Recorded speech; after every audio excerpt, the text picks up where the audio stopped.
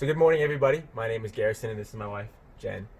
And we want to share something with you guys this morning that has both been challenging us, but also encouraging us in our spiritual walk.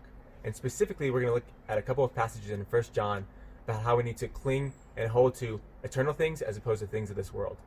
So let's jump in.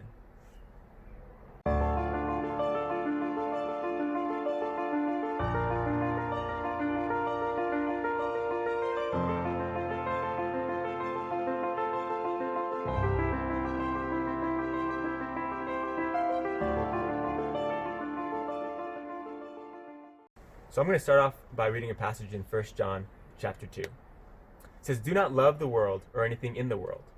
If anyone loves the world, love for the Father is not in them.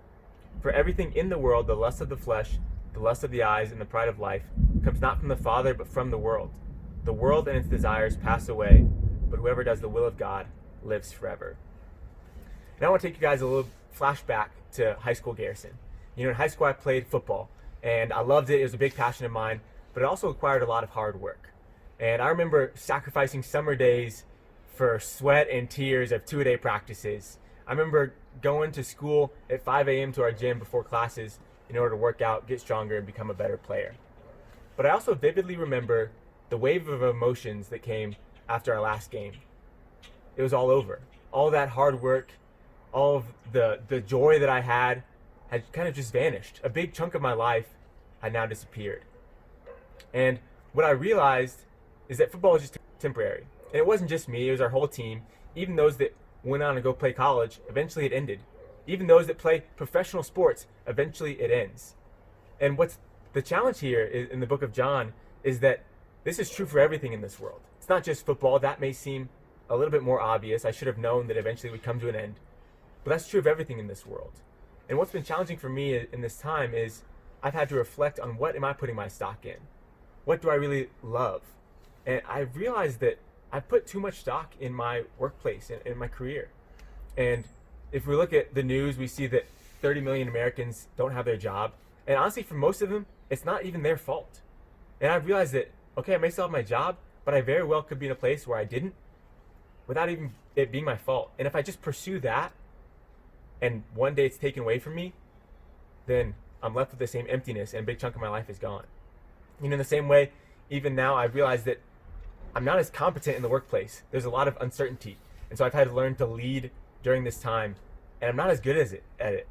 I prefer 6 months ago when I knew what I was going to do, I could execute on it, and yeah, you're a good engineer, you're a good leader. That's not the case anymore.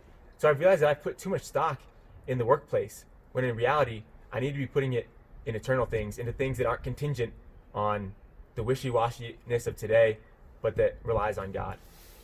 Yeah, for myself, I love this reminder here of those who do the will of God will live forever. Because as Christians, we really do have a hope in eternity. But for me lately, it's been so easy to lose sight of that hope and really get wrapped up in the here and now. Naturally, I am a very anxious and controlling person. I want to know all the details. I want to know the plan before diving into something. And right now, especially, I've even shared with Garrison, it'd be so much easier if we just had a timeline for when all of this was going to end. There was an end date, okay, only one more month of staying at home and then things will be back to normal. But we don't have that. And, I've been reading through the book of Exodus, and I just can't help but really compare this time to the Israelites as they've been wandering through the desert. And they're wandering for 40 years, and I can only imagine the questions that came up for them. How long are we going to be wandering? Is God going to take care of us? Where is our food going to come from? Am I going to die in the desert? Just so many questions that arose for them because there was so much that was unknown. And there are many moments, even in their journey that you see where they gave in to that lack of trust and they chose to follow their own will rather than God's will. And as I've been reading it, I just think, man, I don't want to be that way. But I've become so aware of the fact that it's so easy for me to fall into that.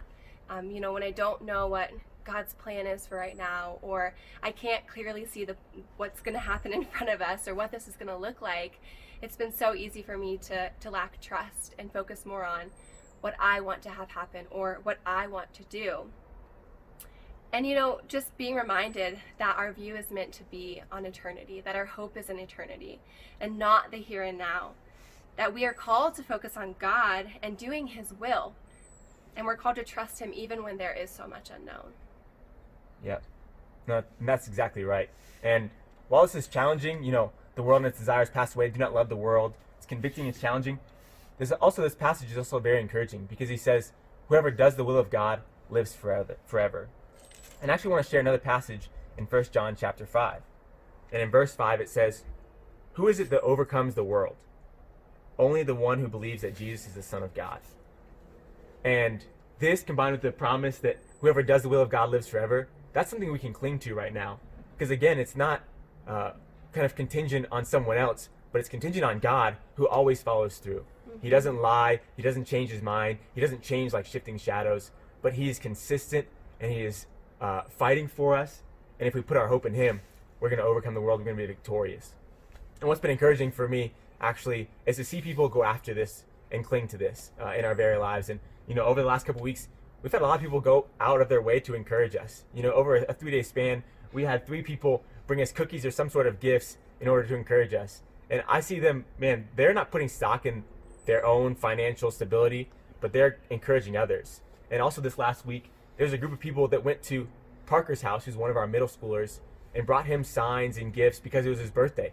And it wasn't a pleasant happy birthday song, but he was encouraged, and we were doing the will of God.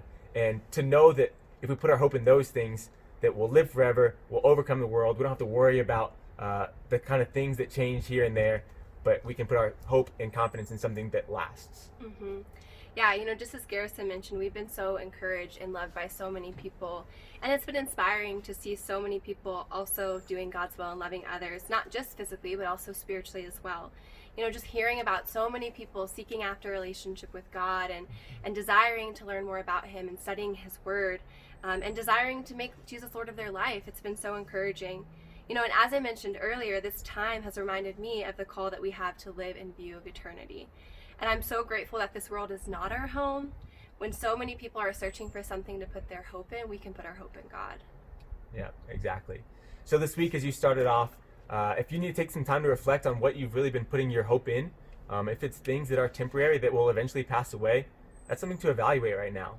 But also cling and hold to the promises that we have someone that we can hope in, we can trust in, that doesn't change, that doesn't lie, that doesn't shift day to day, but that we have faith in Jesus and that he'll come through.